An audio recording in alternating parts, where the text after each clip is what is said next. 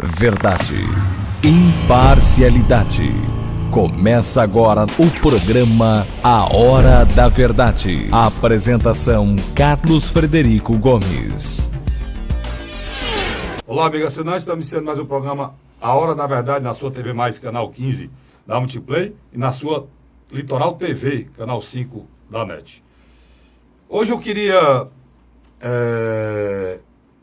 lamentar profundamente as confusões e o ódio em que as nossas eleições estão se transformando.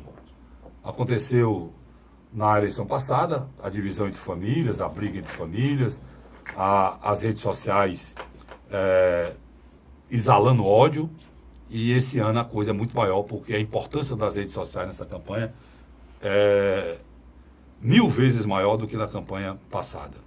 Lamentar porque são pessoas que não têm nada a ver com esse universo político e estão se indispondo, estão se degladiando por conta de pessoas que não merecem nem um bom dia.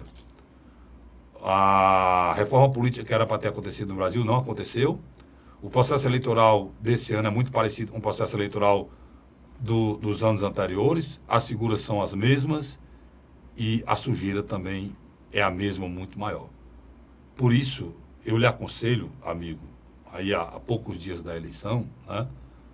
Pouco menos de 20 dias da eleição, e você não se disponha com ninguém, nem um inimigo, por conta de política. Imagine um amigo ou um familiar, porque eles não merecem isso de você.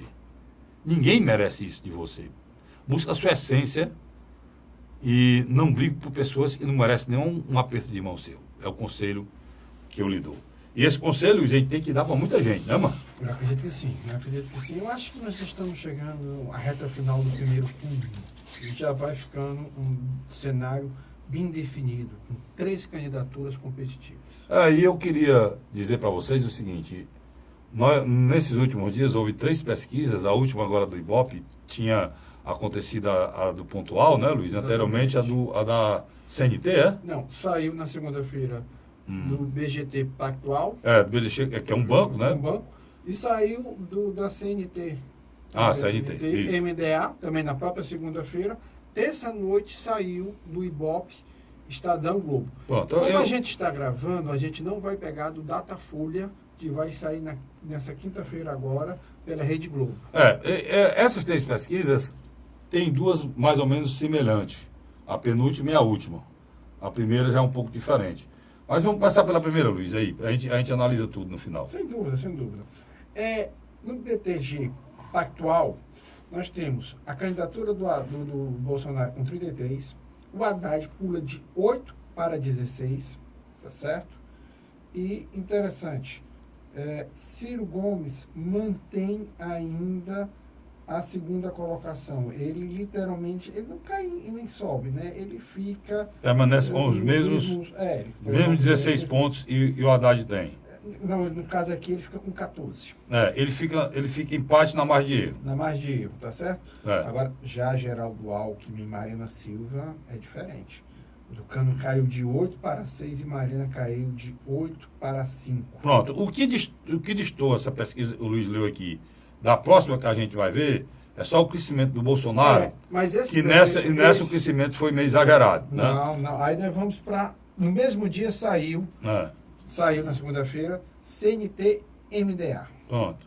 Que fez uma no final de agosto e fez outra agora, quase que um mês depois. A última dela foi dia 20 de agosto e agora ela fez uma no dia 17. Vamos lá. Pesquisa CNT-MDA. Bolsonaro tem 28%. Tem menos de 30%. O Haddad tem 18% e o Ciro tem 11%. Pronto. Nessa pesquisa, o que a gente vê bem claro é que o Ciro teve uma queda maior, né? Ou uma queda, uma permanência, ele não teve queda, nessa pesquisa ele só tinha 11,5%. Ele só tinha 11%. Ele só tinha 11,5%, permaneceu com uns 11%. O Haddad teve um crescimento vertiginoso e o Bolsonaro cresceu novamente. Agora, né? Interessante... Só que o Bolsonaro aí nessa pesquisa não passa de 30 pontos percentuais, como ele passou na primeira, e o Haddad fica muito parecido com a pesquisa anterior, que o Luiz leu, e vai ficar também muito parecido com a pesquisa do Ibope, que a gente vai ler agora. Agora, interessante, aqui Tanto as duas pesquisas, tanto a da CNT-MDA e da BGT Pactual, mostraram uma coisa. A queda do Geraldo Alckmin E da Marina é muito forte. Pois vamos para o Ibope. Ibope para confirmar tudo isso. Eu estava esperando, inclusive, a pesquisa do Ibope para que a gente pudesse fazer uma tendência, né? É importante a gente mostrar isso aí. Bolsonaro, 28%. Pronto. E praticamente... Dentro da mais de ele pode estar com 26%. Ou 30%. Tá. Pronto. O Haddad, nessa pesquisa... Se a margem de erro for 4, né, Luiz? Se for 2, aí já não é. O Haddad está com 19%.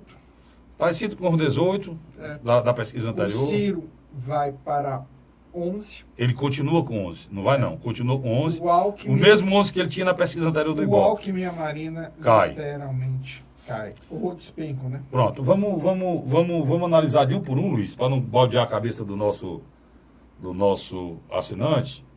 Vamos começar com o Bolsonaro. Me dê sua opinião sobre o Bolsonaro aí. Vamos aqui com calma primeiro. Vamos com calma. Deixa eu explicar uma coisa. Existe 2 tipos aí de pesquisa bem clara. O BGT Pactual, ela vem fazendo a sequência de pesquisas e ela lança sempre a segunda-feira. Ela é uma instituição financeira. Preste atenção, Carlos Frederico.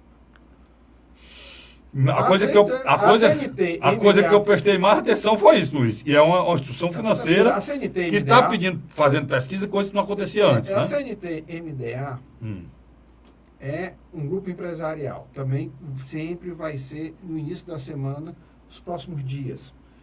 Na sexta, é o XP Investimento, que faz sempre levantamento na quarta e na quinta, e na sexta ele divulga. Ele passa a madrugada e logo sexta de manhã ele divulga. O que é que acontece? Um efeito sanduíche. Os bancos fazem pesquisa na segunda, na sexta, junto com os empresários, e terça, quarta e quinta, literalmente, os grandes veículos de comunicações fazem as suas, ou através do Datafolha, ou através do Ibope, ou do Paraná Pesquisa. Aonde eu quero chegar?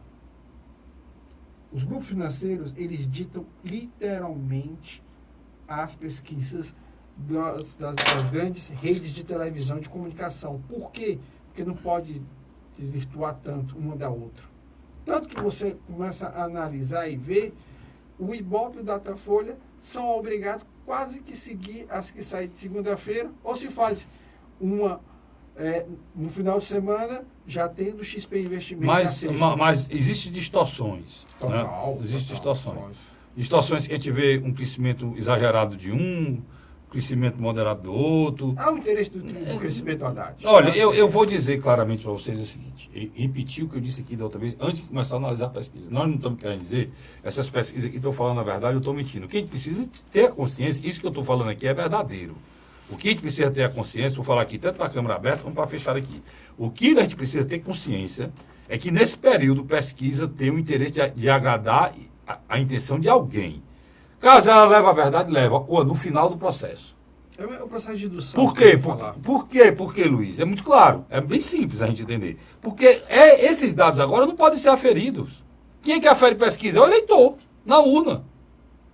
As pesquisas são aferidas, se estava falando a verdade ou não, com o eleitor na urna. É uma indução. Então, agora estou no período de dizer o que eles querem e de vender o que eles querem vender.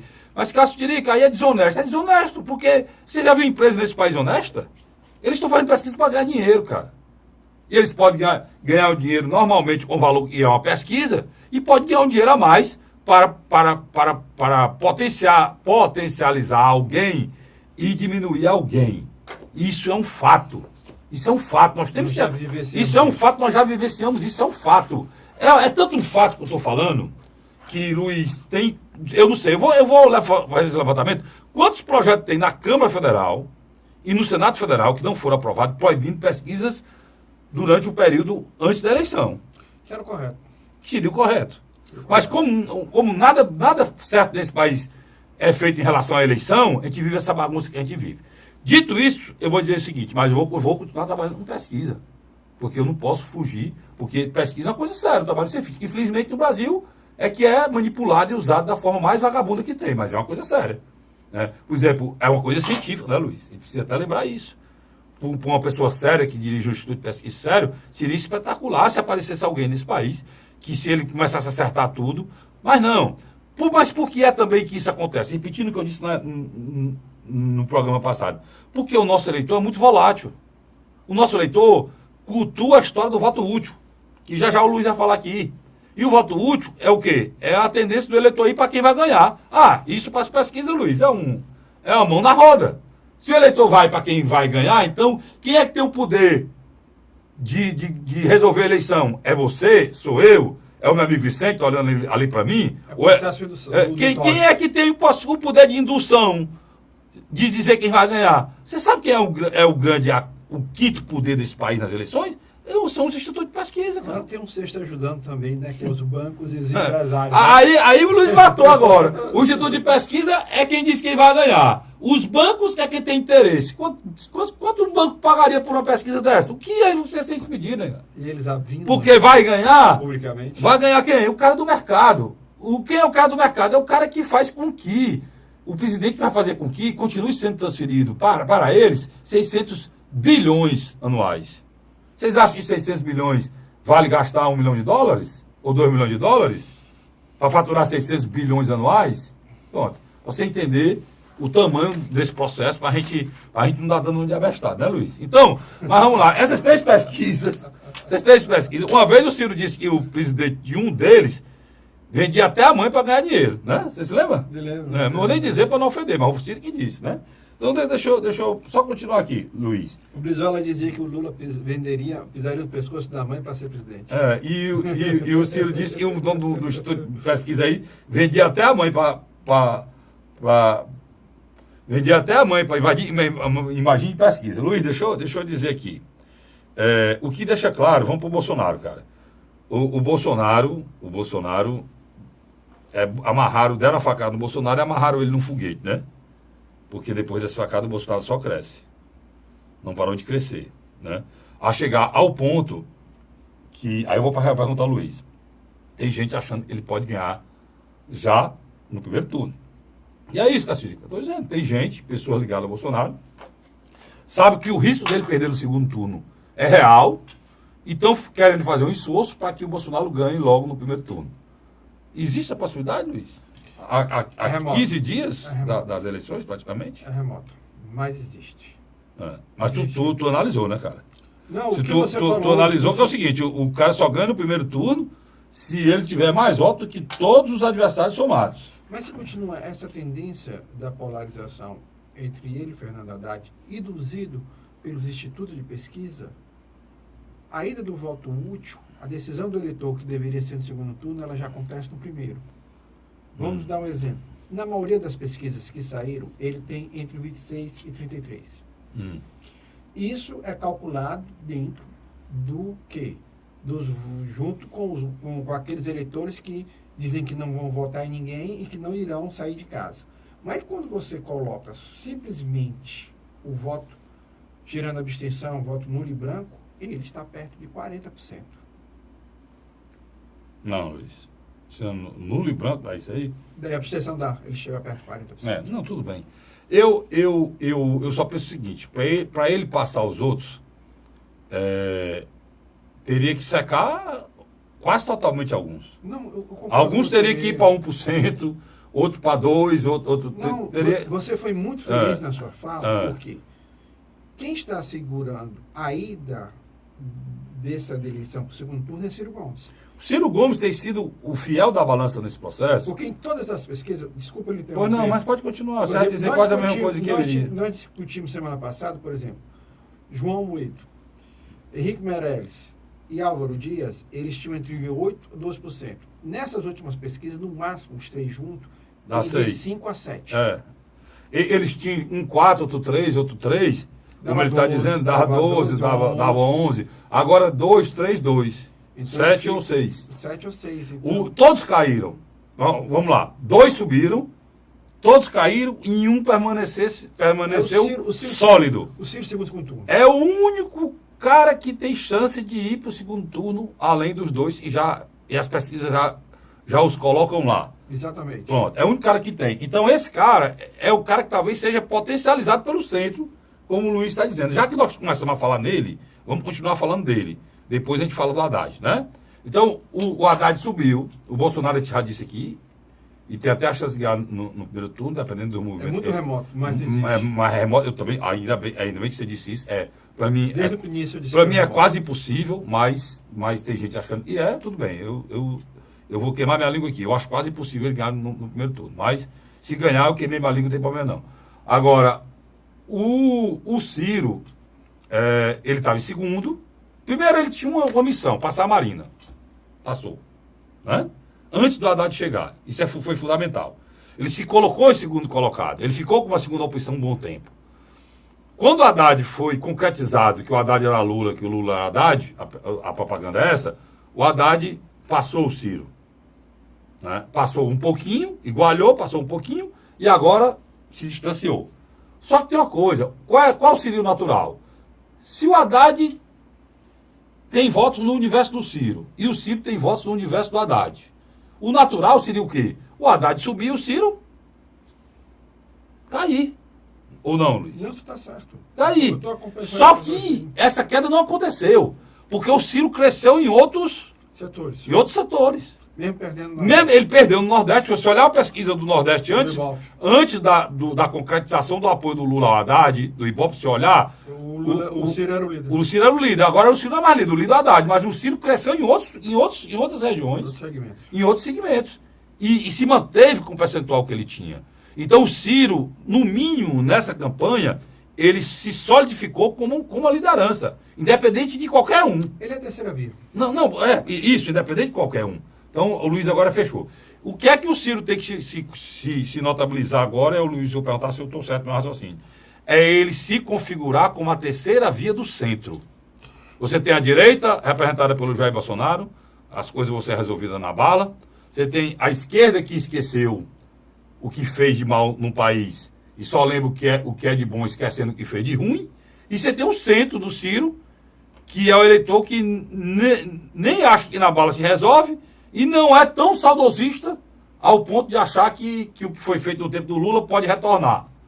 É o eleitor de centro, que não aceita a extrema-direita nem a extrema-esquerda. Aí que o meu amigo Luiz classificou muito bem como é a terceira via, a opção terceira para o eleitor brasileiro. Carlinhos, para a gente finalizar e ir para o segundo bloco... Não, mas me dê a sua opinião sobre isso. Eu quero que você... finalizar para o segundo bloco? Não, eu quero que você fale do Ciro. Sei, mas uma coisa... Nós vamos falar do Haddad agora. Agora, sem dúvida. Você quer que eu fale do Haddad ou do Ciro? Não, você confirma ou não que eu disse aqui do Ciro? Não, eu confirmo, eu acredito. E eu queria que você falasse do crescimento do Haddad, já que você confirma. Na grande realidade, existia um voto escondido pró-Fernando Haddad. Existia.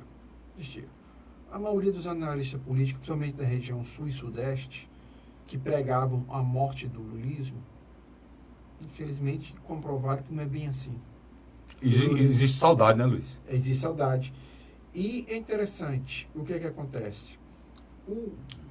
Quando se perguntava em quem você ia votar, muita gente disse que não tinha escolhido candidato. Era aquele eleitor que tinha vergonha de dizer que votava no Lula. Assim como também tinha um eleitor que tinha vergonha de dizer que votava no Bolsonaro, mas que depois da facada abriu o jogo e começou a se publicitar e falar mais abertamente. Com o Fernando Haddad é o mesmo processo. Aquele eleitor encabulado que no meio das pessoas não tem vontade de brigar e nem defender o ex-presidente Lula, ele está saindo do armário. É um fato que ninguém tem analisado. Agora, na minha avaliação, e aí eu vou de novo falar em cima do que você disse. O Haddad sabe que a única chance dele literalmente continuar crescendo é tirando o voto agora de Ciro Gomes. Porque de Marina Silva e dos outros, ele também já acabou de tomar. Mas, Luiz, o intuito dele, acho que já foi atingido, não? Se isso for verdadeiro, o que diz essas pesquisas, ele está no segundo turno. E com uma boa folga. Né? Eu acho que ele já trabalha agora, Luiz, para... Eu estou sentindo isso, né? Eu vou já dizer... Não, ele já trabalha agora, ele já está trabalhando agora para conquistar apoios para o segundo turno. Mas aí por que eu estou falando isso? Quando o nosso telespectador nos assistia a primeira vez na quinta ou na sexta, é porque um passa... A quinta na TV Mais e a sexta na Litoral TV. O que vai acontecer? já vai ter saído a pesquisa do Datafolha. E nós vamos ter noção como repercutiu a fala de segunda e terça e na última quarta-feira de Ciro Gomes, que literalmente apontou os canhões para Fernando Haddad. Só melhorando para você, na quinta-feira na TV+, pela Multiplay, e na sexta-feira na Litoral TV pela NET, né? Então, para você entender. E o Ciro não botou o canhão só no Haddad, não. Ele botou o canhão no Haddad, deu uma entrevista muito forte no Jornal da Globo, Exatamente. com a Renata Lopré, muito forte, muito decisivo. Parece que está até zangado, né, Luiz? E bateu forte também no vice do Bolsonaro, mais uma vez, tá certo? E se autotitulou como um defensor da democracia e um democrata, quando partiu para cima, inclusive, da possibilidade de estar ensaiando um golpe no Brasil, né? Os generais estão por trás do Bolsonaro. E não é só ele que disse isso, né, Luiz? Tem várias pessoas, inclusive tem um artigo na Folha de São Paulo, 2 artigos na Folha de São Paulo, essa semana, falando nessa possibilidade. Né? Por isso eu quero dizer que o nosso telespectador de quinta-feira, quando assistir, infelizmente, a gente gravou horas antes o programa e não pegou a possibilidade da Folha. Pode haver uma subida do Ciro ou uma queda do Ciro. Né? E vai dizer a Datafolha. O Ibope, que saiu logo antes dessa nossa gravação aqui, já confirmou uma coisa muito importante para Ciro Gomes. Ele deve estar comemorando, que é a sua estabilidade. Eu acho que sim. Porque todo mundo caiu, só ele que não caiu. Que além dos 2 que subiram, estão no segundo turno, todos caíram, menos ele. Né? Então isso aí é uma coisa a ser comemorada, né, Luiz? No segundo bloco a gente vai falar de Ciro e depois do... a gente está falando do Haddad, vamos terminar, fechar Ciro e Haddad, e depois a gente vai para o Alckmin e para a Marina, tá certo? Sai daí não, instante só, volto já, o segundo bloco do seu programa, do meu programa, do nosso programa, A Hora da Verdade. A Hora da Verdade.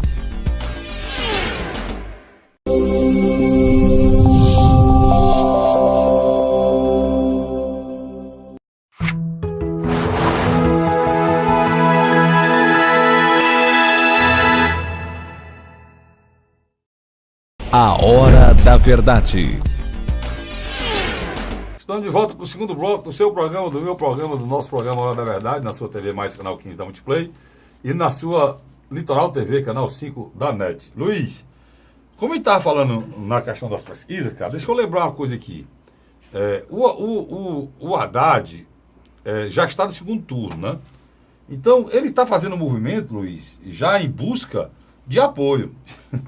E ele disse que votaria no Ciro no segundo turno. Isso aí é brincadeira, né? O cara passa o outro, aí disse que votaria no segundo turno. O Ciro também fez um movimento dizendo que, sem dúvida, apoiaria o Haddad no segundo turno. Mas então, houve críticas do núcleo da campanha do Ciro a essa fala. Tu sabe o que foi que ele disse aqui agora? O cara perguntou se ele vai apoiar o Haddad no segundo turno. Você pode ler. Ele disse o seguinte: tem esse negócio de segundo turno, não, a eleição terminou, não, nem a pau, Juvenal. Ele disse, nem a pau, Juvenal, disse Ciro sobre possível apoio a Fernando Haddad no segundo turno. Preocupou até muita gente, né? Ele falou isso numa entrevista na CBN, né, no G1, e falou mais. Além disso, ele disse que tem muita coisa interessante nessa entrevista que ele disse aqui. Ele disse que aqui no Ceará, o Ceará tem um dos maiores índices de morte do Brasil, porque o Ceará, o governador Camilo Santana, não fez acordo com o PCC, e o PCC procurou, alguém do PCC mandou recado, ameaçando que se não fizesse o acordo, ia aumentar o número de assassinatos, e ele disse que o governador Camilo Santana não aceitou esse acordo, por isso que o Ceará enfrentou, né? O Ceará enfrenta o crime organizado, por isso o índice é alto, viu? E sobre essa história que eu falei aqui, o Brasil não suporta mais um presidente fraco que tem de concitar o seu mentor. Foi assim com a Dilma, uma pessoa honrada, mas sem experiência e maturidade política, eleita na popularidade do Lula, e que na hora da crise nomeou o Lula ministro. Se apertar, o Haddad vai fazer o quê? Ir para Curitiba, disse Ciro, candidato a presidente da República em sabatina nesta quinta-feira, promovida pela rádio O Povo CBN. Nesta quarta-feira, melhor dizendo. Haddad disse ainda na sabatina do UOL, em parceria com a Folha e o SBT, que, caso eleito, manterá visitas a Lula na prisão. Considero ele um grande conselheiro e terá um eventual governo meu, terá um papel destacado em aconselhamento. Jamais dispensaria a experiência do presidente Lula. Ele será o meu interlocutor permanente. É uma pessoa que admiro profundamente e vítima de injustiça e será reparado o quanto antes. Esse negócio será reparado o quanto antes, cheira a indulto, né, Luiz? Sem dúvida. Aí ele diz assim, perguntado na sabatina dessa quarta-feira se pensa em apoiar Haddad em um eventual segundo turno entre petista e o Bolsonaro, o Ciro disse o seguinte, é isso que eu quero. Nem a pau, Juvenal.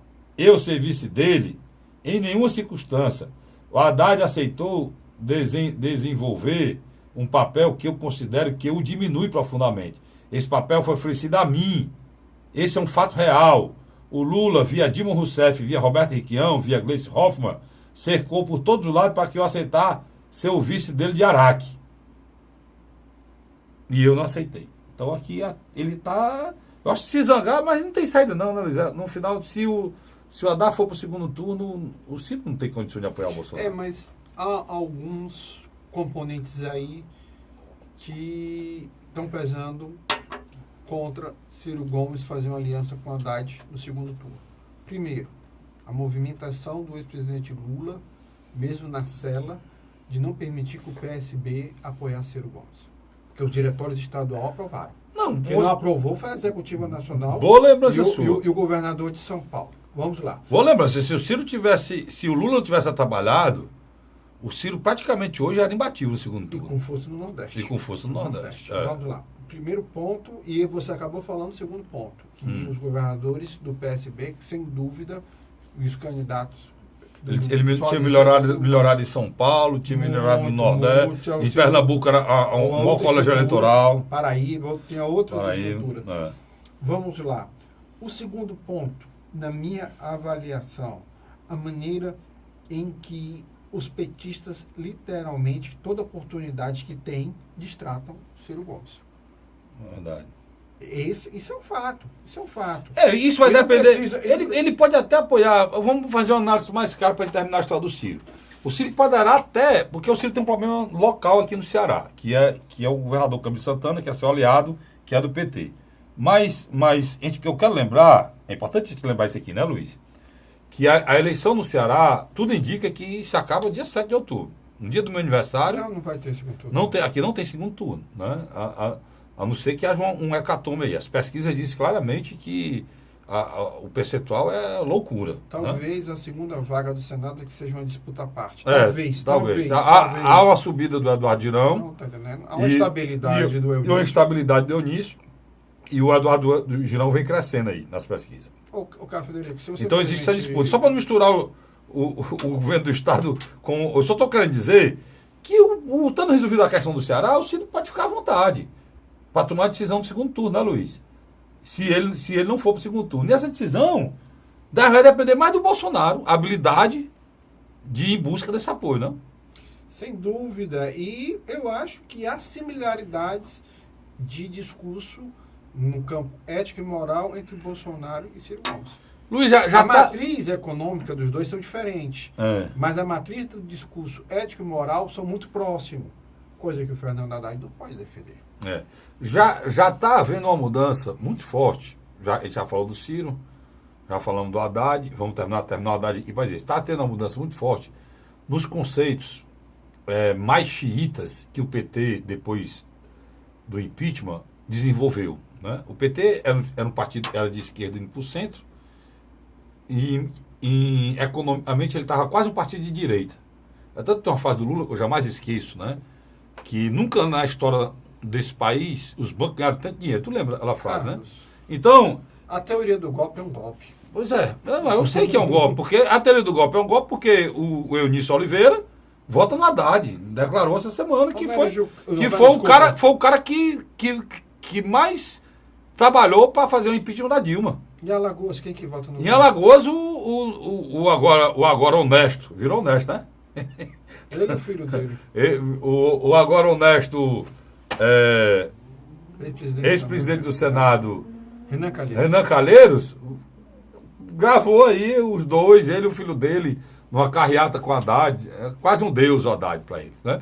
Então, os caras que trabalharam o golpe são os caras que estão agarrados com eles. Como é que ele vai me convencer? Convencer o Luiz que é um golpe, né? Era o líder do Senado. Romero Do PMDB. Jucá. Não, o líder do PMDB. Romero Jucá, o cara Não, que... o líder do PMDB na época do golpe. O líder do PMDB. Era Senador Eunício Eunício Oliveira. Eunício Oliveira. E o presidente da época do golpe era Renan Calheiros. E o senhor Romero Jucá Era o líder do governo. era o líder do governo, que foi quem trabalhou tudo pelo golpe. Estava votando nele lá. Então não existe. Para vocês, eu também acho que o impeachment da Dilma não foi pelo fato que deveria ter sido. Deveria ter sido pelo esquema montado na Petrobras. Agora, como disseram que era uma coisa anterior, e não poderia ser, porque dentro do mandato não poderia ser aquela história, né? Foram para cima das pedaladas. E as pedaladas não é motivo de golpe, não. E vários já fizeram pedalada, não sei. Agora, vocês não podem reclamar de nada disso, por conta que vocês... É golpe quando vocês querem convencer a população, deixa de ser golpe quando vocês se juntam com golpistas. Né? Então fica difícil a gente acreditar no que eles estão falando. Mas deixa eu terminar o que eu quero dizer aqui. O Haddad tá virando o Lulinha Paz Amor. Foi em 2002, foi, Luiz? Uhum. Quando o Lula viu que ou ele ia para o centro, parava de bater demais e ser sectário demais, xiita demais, ou ele não ganhava a eleição, ele fez aquela carta aos brasileiros. Né? A carta, o quê? Como é que é, Luiz? Em 2002 foi a Carta dos Brasileiros. Mas teve outro nome. A carta aos eleitores brasileiros. Né? E que muita gente chama a carta aos bobos brasileiros. Né? Então, por quê? O Lula se intitulou Luizinha Paz e Amor, e na realidade ele não mentiu, não. Ele foi exatamente isso.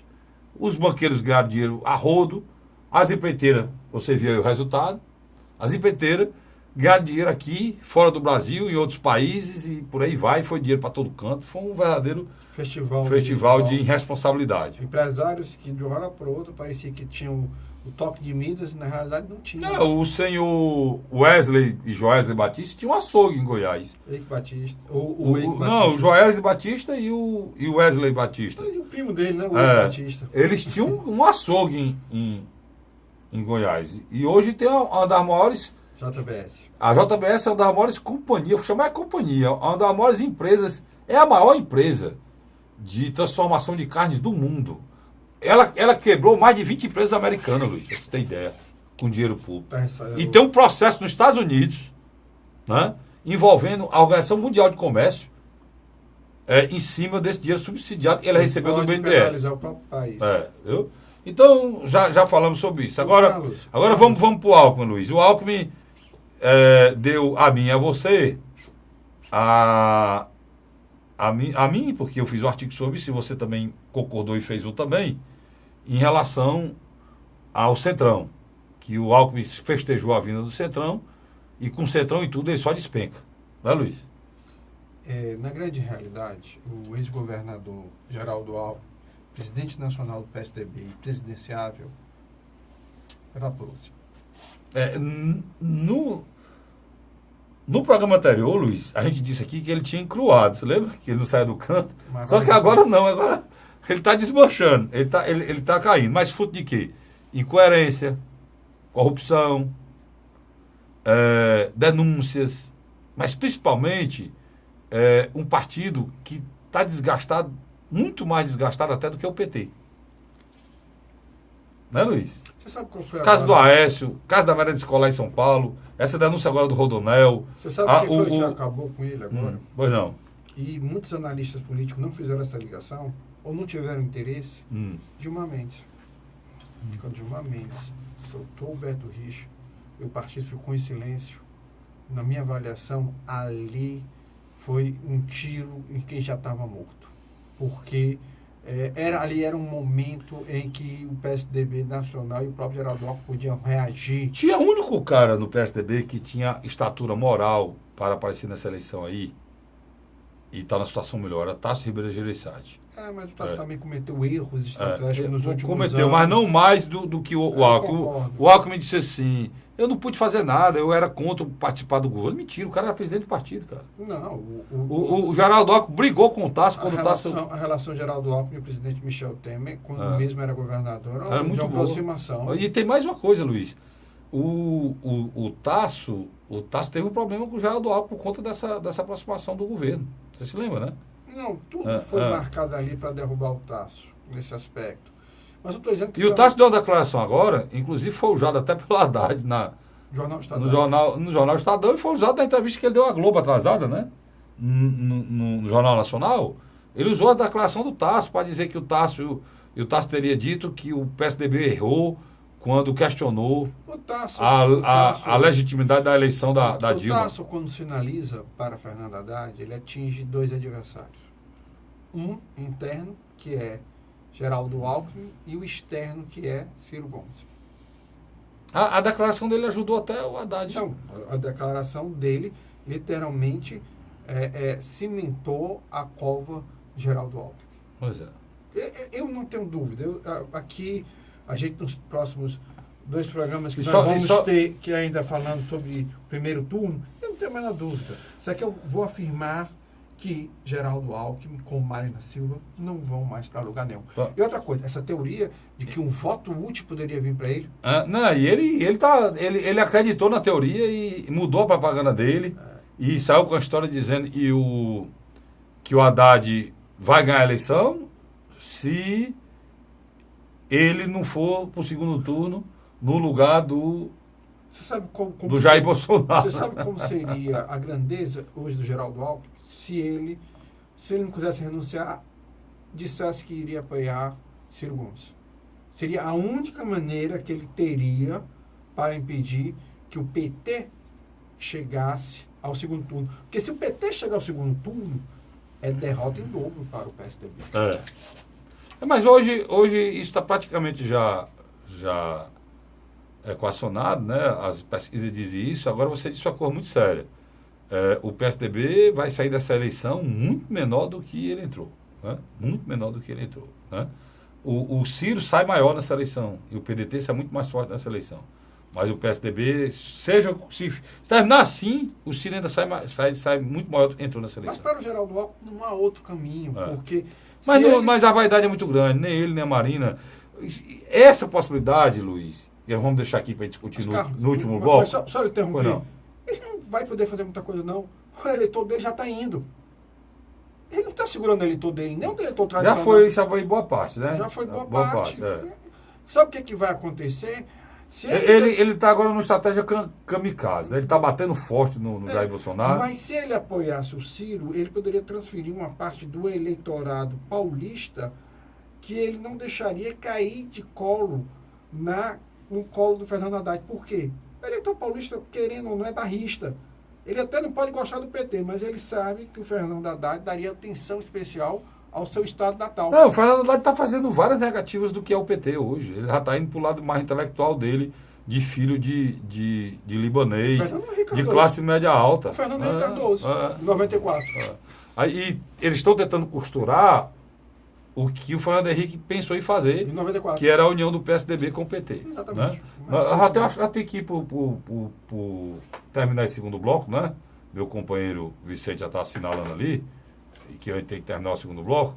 Eu vou para um rápido intervalo e volto já falando dos outros candidatos, que era dos outros candidatos, e também um pouquinho da política local aqui do estado de Ceará. Sai daí não, eu volto já. A Hora da Verdade.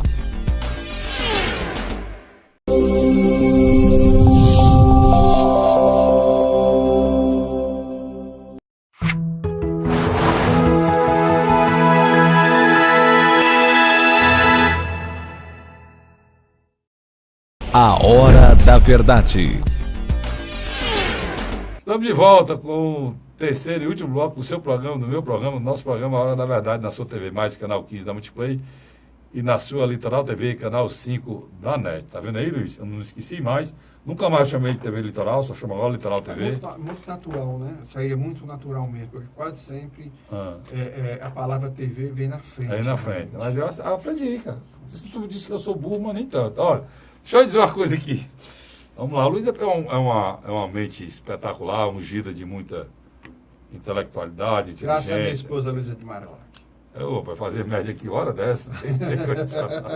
Queimou o filme, meu chefe? O filme queimado? Provavelmente. O filme queimado. Pode ser, mas vamos lá. Esqueça isso, deixar para lá. Luiz, Existiu 3 candidaturas, inclusive a candidatura que mais gastou dinheiro nessa eleição não passou, chegou a 3%, baixou para 2%. Foi o Rico Meirelles, né? O Amoedo também está gastando os tubos, também foi para 3%, dizia era 4%, também voltou para 2%.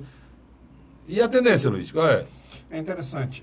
Os analistas políticos dizem que quem acreditava que a televisão e o rádio, no horário político gratuito... O Meirelles tem um tempo bom, né? Tem, ele tem o terceiro tempo. Os 3 principais tempos eram o Geraldo Alckmin com 49% do tempo, logo depois vinha Lula, com o segundo maior tempo, e o terceiro tempo era do Henrique Meirelles. Desses 3, para quem foi fundamental o tempo da televisão? Importantíssimo, posso até dizer, o Haddad. Porque o eleitor do Haddad, ele não é um eleitor de rede social. É um eleitor mais pobre, é um eleitor menos esclarecido, segundo as pesquisas, né? Era aquele que em 2010 dizia, eu vou votar na mulher do Lula. Elegeu a Dilma. Então, o tempo de televisão para o Haddad era fundamental. E foi fundamental para esse crescimento. Se eu estiver errado, você pode discordar. Isso aí mesmo. Por outro lado, você já tinha dito no seu programa da M Cidade, e tinha me chamado a atenção, para mim passou despercebido, que pode se fazer qualquer crítica a Jair Bolsonaro, mas ele reinventou a campanha via rede social. Não, depois de 2018, as eleições vão ser repensadas. Inclusive, nós já podemos até pensar na extinção do horário eleitoral gratuito. E isso pode ser feito demais, as peças publicitárias, para sair na internet. Cara. E o fundo partidário eleitoral... Para sair na internet. Que é um absurdo. Mas as eleições vão ficar muito mais baratas, né? E a tendência é ficar mais barata ainda, e depois dessa eleição, Luiz, vai ter que ter uma reforma política. Vamos lá bem rápido. Por falar em reforma política, Luiz, está acontecendo... Tá certo. A gente falou de falar da situação da Marina, a gente já falou que no Meirelles não deu certo, o Amoedo também não conseguiu decolar, é o candidato dos bancos. Eu acho que isso é um ensaio dos dois, são 2 candidatos mais ricos que a gente está falando.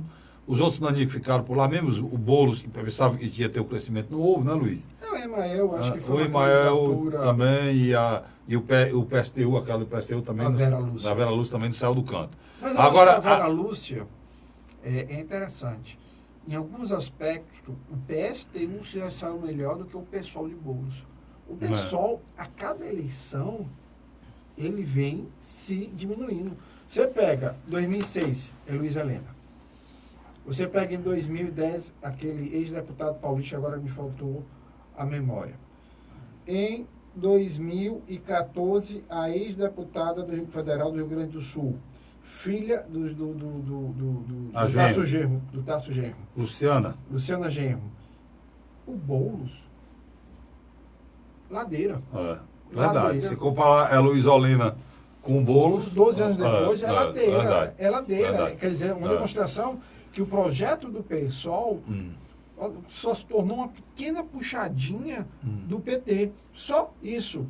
E outra coisa, o PPL, com o filho do ex-presidente João Goulart, também não conseguiu. A história do João Goulart está muito longe, Luiz, para se puxar isso... Recentemente, puxar isso para hoje, isso é uma loucura, está muito longe a história do João Goulart. Deixa eu te dizer uma coisa. A grande decepção que a gente não falou aqui, que aí teve na última eleição uma votação expressiva, foi a Marina, né? Agora vamos lá. A Marina, em 2010, pelo Partido Verde, colocou um banqueiro como vice. Ela, literalmente, era novidade. Ela se tornou a terceira via. Terminou com 19% para 20%. Um detalhe, mais da metade dos votos dela era dos evangélicos. Mesmo ela não fazendo a campanha abertamente, dizendo que era evangélica, mas havia uma identificação de classe. Em 2014, ela substitui a morte da Eduardo Campos. E o que acontece? Aquela comoção, aquele processo, ela se torna candidata competitiva, mas tanto o núcleo da Dilma como do Aécio Neves, literalmente, destruíram ela. Já em 2018, a Marina demorou muito a construir um plano de governo e literalmente não construiu um partido. Em síntese, eu vou ser bem objetivo. Eu acho que, assim como eu disse, que se Geraldo Alckmin e o PSDB tiver uma grandeza de compreensão, eles já podiam apoiar o Ciro Gomes para incentivar a força da terceira via. Eu acho que Marina e a rede junto com o Partido Verde, também poderiam entrar nesse mesmo processo. Por quê? Porque eu acredito que o Ciro, durante essa campanha eleitoral, criou uma boa relação com Marina Silva. O Ciro não atacou nem o Alckmin nem a Marina. O mais importante não é isso não, Luiz. Eu acho, e aí você foi cirúrgico e perfeito no seu raciocínio. O mais importante é você representar, os três representam. Eu disse para você, já disse, não é novidade eu dizer para vocês aqui, que o Ciro nunca foi de esquerda. Quantas vezes eu disse aqui, Luiz? Quantas vezes eu disse aqui? O Ciro tem um pensamento de centro-esquerda, no sentido de que ele acha que o Estado ele tem um poder, uma força motriz necessária para alavancar o desenvolvimento. É quando o Ciro se olha a cor de esquerda do Ciro Gomes. Há um Pronto. detalhe. Nesse sentido. Os conservadores americanos e ingleses acham que o Estado tem que existir para ajudar os setores mais pobres. Porque aqui no Brasil a gente chama isso e dá para a esquerda. Não, é porque nós temos figuras como o Persuarida, que é o Papa Mó. que é o papa da economia aqui, que é o guru do Alckmin. Nós temos figuras como o do Bolsonaro, O Paulo Guedes. o Paulo Guedes, que são liberalistas lá de trás, cara. São caras liberais ao extremo. Eles exageram. Ele, no pensamento deles, o mercado resolve tudo. E não é O assim. Brasil e nós temos que viver para atender o mercado. Eles, essas criaturas, junto com a nossa imprensa, discute abertamente qual é o candidato que não presta porque ele não atende o mercado. Então, Se você ligar a Globo News, ou a Band News, ou qualquer news dessa que existe aí, e ouvir um debate, você fica estarrecido, como eles praticamente dizem que o candidato é mentiroso, dizem que o candidato é voador, dizem que o candidato é um louco, porque ele não está seguindo o que o mercado manda, cara. O Brasil é essa subserviência a esse ponto. E a nossa imprensa, ela focaliza isso muito grande. Hoje o Bolsonaro, existe uma resistência contra ele, mas uma aceitação total do Paulo Guedes. Total. O Paulo Guedes deu uma entrevista agora, Luiz, essa semana. Tudo que ele falou parecia que ele estava ouvindo Deus no pensamento dele liberal ao extremo, né? Que ele é liberal ao extremo. Agora ele soltou uma pérola interessante. Ele disse que o Bolsonaro não precisa fazer o toma lá da cá com os deputados, se ele for eleito. O Bolsonaro não tem Congresso, né, Luiz? Então, a questão é, chegando lá, como é que ele vai ter a maioria? Ele disse que isso vai ser desconstruído, porque o Bolsonaro não vai fazer o toma lá da cá com o deputado. Vai fazer ligação direta com o prefeito, ou seja, ele vai liberar recursos para os prefeitos. Novo CPMF. Recursos para os prefeitos, ele vai liberar recursos para os prefeitos, e os prefeitos que vão pressionar os deputados. Ou seja, ele vai inverter as bolas, vai fazer o toma lá da cá, vai fazer o toma lá da cá com os prefeitos e com os governadores. Ninguém pode negar hoje em dia que o Paulo Guedes para o Bolsonaro tem ajudado muito, e o Mauro Filho para o Ciro Gomes. A outra novidade que ele disse, você falou da CPMF, que ele, como Ciro, acham que a base de arrecadação da nossa Previdência tem que mudar. Né? Ela agora ela é feita, a gente paga o trabalhador que virar, né? A gente trabalha para pagar a aposentadoria dos outros. E a partir de agora não, eles querem que é aquele regime que as empresas privadas têm, né? Que cada qual faz o seu cunhão lá, e você faz a sua aposentadoria até 5 mil, quem passar de 5 mil... paga um plano privado. Agora, cada um paga, é como se fosse a sua poupança, né? Cada um tem a sua poupança. E nesse caso aí, são parecidos, só que para poder gerir esse sistema, vai ter que ter o fundo. Esse fundo é a CPMF que está querendo voltar. Já tem gente dizendo que não vai dar certo aqui, porque é mais um imposto, né? Mas vamos sair disso, que é muito complicado. Para a gente entrar na questão estadual, eu quero pedir licença a você para fazer um elogio. Eu tive acompanhando a campanha do deputado estadual Tim Gomes e me surpreendeu muito o crescimento do mesmo como liderança. Quando eu acompanhei a campanha dele para deputado estadual em 2010, quando ele havia mal saído da presidência da Câmara Municipal, se tornado vice-prefeito e lançado uma postulação ao Legislativo Estadual, ele construiu literalmente uma base em Fortaleza com algumas penetrações no interior. Em 2014, me surpreendeu a maneira como ele abriu mão de tirar mais votos para construir um partido a nível local. Então, elegeu um federal. É verdade. Elegeu o federal. No caso, o PHS na época. E fez uma coligação. Agora ele está mais livre, né? Ele fez uma coligação em 2016, se lançou a prefeito, fez uma campanha brilhante, fez debates muito pontuais. O grande erro da época foi não ter mentido. Talvez. Em 2000, Porque ele disse o seguinte, ele me lembra muito, ele falou na época o seguinte, que o orçamento era curto, o lençol era curto, o que ele ia fazer era melhorar o que existia, né? E naquela campanha ele estava prometendo até dar comida a cachorro e a gato, né? Então, ele foi verdadeiro, as pessoas... E a ideia foi adotada. É, Aí passou a eleição, a ideia foi adotada. pois é. Mas, Carlinhos, em Ah, 2000... as pessoas mentiram e ele preferiu falar a verdade. E falar a verdade política é complicado. Mas em 2018, o que tem me chamado muito a atenção é esse equilíbrio.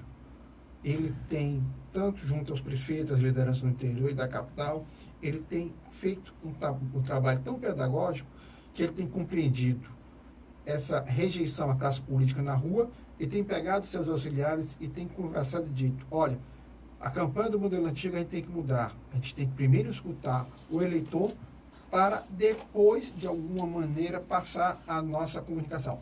E, por último, para a gente voltar só ao assunto estadual, eu quero dizer que a candidata a deputada estadual, Lia Gomes, é candidata.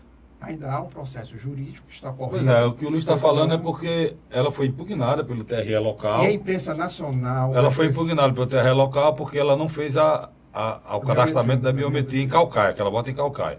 Mas ela recorreu, né, Luiz? E a imprensa nacional foi muito cruel, aproveitando ela ser irmão do Ciro Gomes e dizendo que literalmente ela não podia ser mais candidata. Dizer que não só é candidata, como os comitês da mesma estão funcionando a todo vapor e ela está indo na rua para fazer campanha. É bom você esclarecer. Carlinhos, Outro fato político também, que é importante, já que a gente está falando aqui no Mitia nosso aqui, além da impugnação da Lia, houve a impugnação da candidatura de um nome muito forte do estado de Ceará, que é Domingos Filho, né? Você se esqueceu. Domingos Filho teve a candidatura impugnada porque ele é conselheiro de contas dos municípios. Há uma ligação ainda na ativa, né? Apesar de ter mudado, o TCM se acabou, virou TCE, mas ele continua lá e não se aposentou ainda, ele continua lá e pode ser chamado a qualquer hora, por isso ele não pode ter um mandato eletivo. Mas ele, imediatamente, quando recebeu a notícia, retirou a sua candidatura e lançou a ex-prefeita de Itauá, Patrícia Aguiar. Patrícia Aguiar. E é interessante. E por falar em Itauá... Ela estava escrita, né? Ela estava escrita.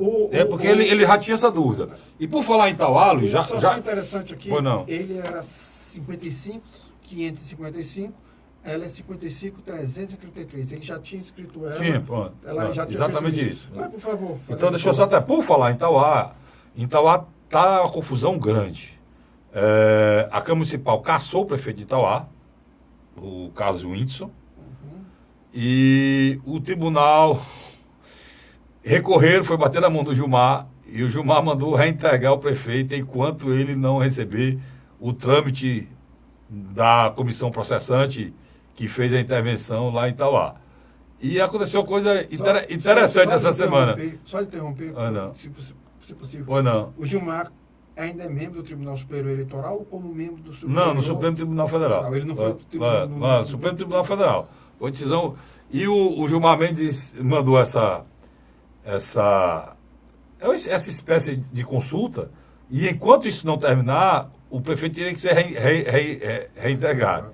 E foi uma confusão quarta-feira lá em Itauá, porque ficou 2 prefeitos dentro do gabinete, né?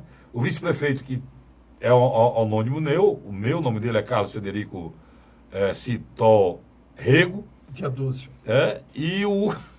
E o Carlos Whindersson, os 2 Carlos lá, querendo uma cadeira só. Então a sugestão para Itauá, faça 2 gabinetes, bota uma cadeira para um lado, uma cadeira para o outro, e bote os 2 prefeitos, um olhando para a cara dos vergonhoso, né? Imoral, essas coisas que acontecem, quem sofre é a população, ficar solidário aqui a população de Itauá. Agora, só lembrando uma coisa, é importante eu falar isso agora, porque nós estamos no ano de eleição. Itauá vivia tão bem, né? Anteriormente, antes desse prefeito, Itauá pagava em dia os funcionários. A Itauá era um município que todo mundo falava, era inauguração em cima de inauguração. Do hora para outro, o município Itauá não tem não tem. Um dos motivos desse afastamento desse prefeito é que o município de Itauá não está conseguindo pagar o funcionalismo. Fez um acordo, fez um termo de acordo, fez um acordo lá com o Ministério Público e não cumpriu o acordo. E o Ministério Público, por não ter cumprido o acordo, pelo prefeito não ter cumprido o acordo, o Ministério Público tornou indisponível os bens do prefeito. Uma loucura, né, cara? Pra você ter ideia a que ponto chegou isso. Depois de tudo isso, foi que a Câmara Municipal entrou com um processo de cassação do prefeito. Pra você ver. Então, quando você estiver assim, angustiado, dizendo, não, eu vou votar naquele aí, tá prometendo mais. Se lembre que você pode ficar sem nada, como o povo de Itauá ficou. Muitas vezes esse cara diz assim, rapaz, tá bom, mas pode ser melhor. Não canha nesse canto, não. Disseram isso lá em Itauá, a coisa piorou, mas piorou, foi muito. O que você queria falar da questão estadual, para a gente encerrar? Nesse ponto aí, Itauá, é importante a gente citar isso aí. Na questão estadual, Luiz, as pesquisas falam claramente que hoje a grande possibilidade, segundo as pesquisas, Luiz, você deve ter aí, da reeleição do governador e da eleição do ex-governador Cid Gomes para o Senado Federal. Agora, a segunda vaga, Luiz, há uma disputa, né? Tem o Eduardo Girão, ligado ao Capitão Wagner. A última pesquisa que saiu tanto do AMPA como do Ibope. O Eduardo está numa crescente, né, Luiz? Não sei se você tem ela aí, né, registrada, a gente só pode falar.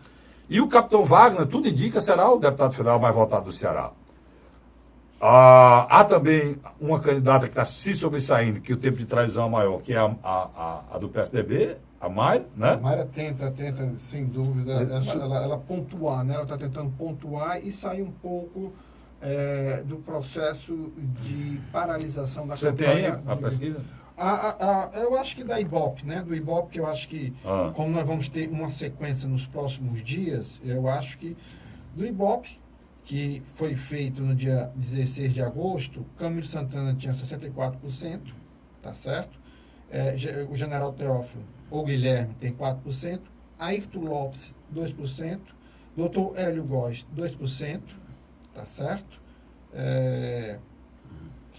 Francisco Gonzaga, 2%, do PSTU, e o Micael Carantino, que era do PSOL, não conseguiu em nenhum momento pontuar. Deixa eu dizer uma coisa aqui pro general. Eu tenho muito respeito pelo general, mas é importante dizer. O general diz na campanha dele, ele diz, eu não sou político. O general, não diga isso, general. O senhor pode dizer, eu não era político. Pronto. Mas o senhor não pode mais usar essa expressão, eu não sou político. A partir do momento que o senhor submeteu o seu nome a uma convenção e saiu registrado a um candidato a governador, o senhor é político. E é um dos políticos mais importantes, porque o senhor é candidato a governador do Estado. No Estado que tem mais de 8 milhões de pessoas, e o senhor quer ser o cara para governar toda essa gente. Né? Então, não vamos dizer essa história que o senhor não é político. O mesmo recado eu dou para o candidato a senador Eduardo Girão, que ele tem a mania de dizer que não é político, o senhor não era político. Né? Hoje o senhor é político. Olha, para mim ser político, eu sou político. Eu não tenho mandato, mas eu sou político. Se eu discuto, se eu falo, se eu procuro melhorar o meu país, o meu estado, o meu município, como eu faço aqui todo dia, na televisão e no rádio e no blog, entendeu? Eu sou um ser político. Eu posso não ser político profissional, mas sou um ser político.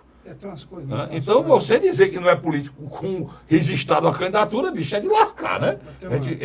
A gente engolir isso aí. Tem uma coisa aí que me chamou muita atenção esses dias. Bem rápido aqui.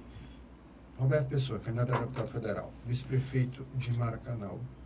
O Roberto, literalmente, veste muito mais a campanha do Eunício do que a campanha do general Guilherme. E aí, tá errado, né, Luiz? Tá errado, tá não? Não, sem dúvida. Ele não é coligado, não é com... E um belo dia... Ele não é coligado, ele não é do PSDB, mas coligado não é com o general? Exatamente. O general reclamou essa semana, não foi? Isso, reclamou. Reclamou essa semana o general, de pessoas do PSDB que estavam traindo. E outro dia, eu vendo nas redes sociais, principalmente no Instagram e Facebook, o deputado federal Danilo Forte, aproveitando esse crescimento do Ceará através do treinador Lisca, literalmente demonstrando que ele está investindo nessa área futebolística muito mais do que em alguns aspectos na coligação da qual ele pertence. É tá uma loucura total. É muita coisa errada. Eu não posso. Nós vamos entrar mais na história do Ceará. Né? Nós vamos entrar. Eu não tenho mais tempo, né, Luiz? Mas no próximo programa nós vamos deixar o terceiro bloco só para falar da situação do Ceará. Talvez até 2 blocos, porque eu acho que vem novidade aí, viu, Carlos Frederico? Vem muita novidade. Tá certo? Luiz, obrigado, meu irmão, pela sua presença.